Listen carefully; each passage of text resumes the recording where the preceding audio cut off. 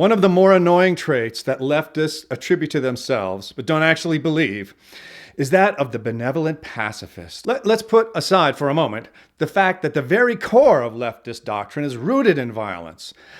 That is the violence necessary to impose their egalitarian ideals on a species of animal, humans, that would most certainly be destroyed by the forced equality they desire. For our purposes today, I'm speaking strictly in military terms, and I am saying to you that leftists very much want there to be a World War III, and that they very much want us to lose it.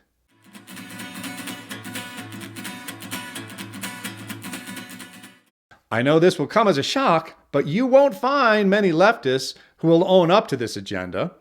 But like any organized human endeavor, it's helpful to look at the core mission of the leftist doctrine in determining what they are really after. Priority number one, leftists want us to disarm. They want us to disarm unilaterally, completely, and immediately. The reason given is that they believe America is an imperialist society. Boy, do they dig up some linguistic gems from the past. Yes, we are an imperialist society bent on using our military might to conquer the world.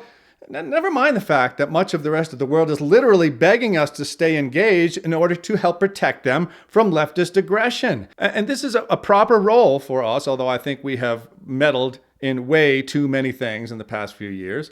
There is nothing that makes a leftist happier than a military failure by the United States. Even better, if our failure is at the hands of an ideology that would very much like to wipe us off the face of the planet.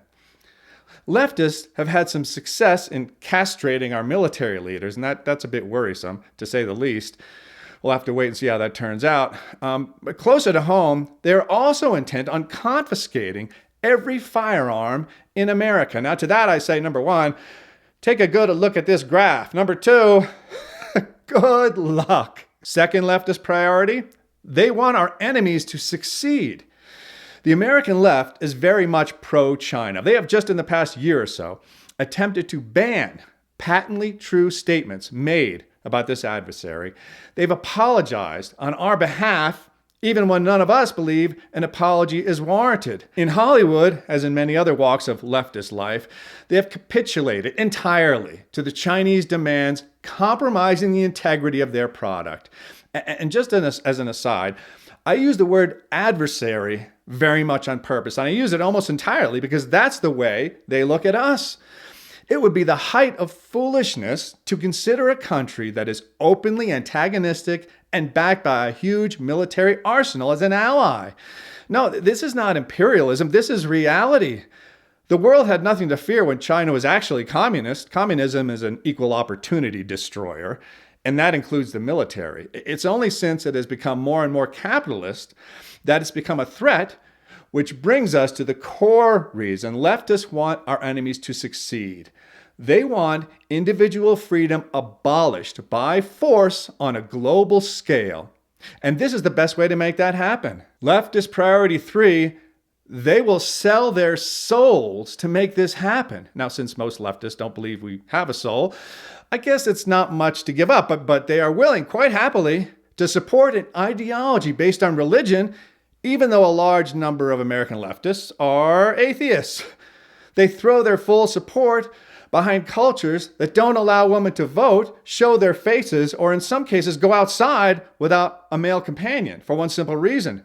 They're not us. At the same time that they're marching against toxic masculinity and the misogynist culture in the United States, they don't make a peep about the real, obvious, and openly acknowledged abuses occurring in countries that have declared us their mortal enemy. They're fine with these things because, at least for the ones leading the charge towards socialism, they get to keep all their stuff. You see, socialism, in reality, is just for the little people. And in a socialist society, the rich and powerful are actually more rich, at least in a relative sense, and much more powerful in an absolute sense. It's sort of a no-lose scenario for them, not so much for the rest of us. So what are we to deduce from the fact that the leftists want us to disarm? They want our enemies to succeed, and they will go to any lengths to make this happen. Most of them probably prefer that their home not be nuked, But if you were to put it to them this way, you'd probably hear something like the response you get when you ask a leftist if they want to wait in a bread line like they used to in the Soviet Union and like they still do in some leftist countries. Well, at least we would all be in the bread lines together. And they say this entirely without irony while getting their coffee at Starbucks, their groceries at Whole Foods, and their cars from Elon. Since you're watching this, your brain does not work this way, and the cognitive dissonance may be, mercifully, beyond your comprehension. So allow me to translate. I am speaking as a leftist. Establishing a utopian society is worth absolutely any price as long as I don't have to pay it.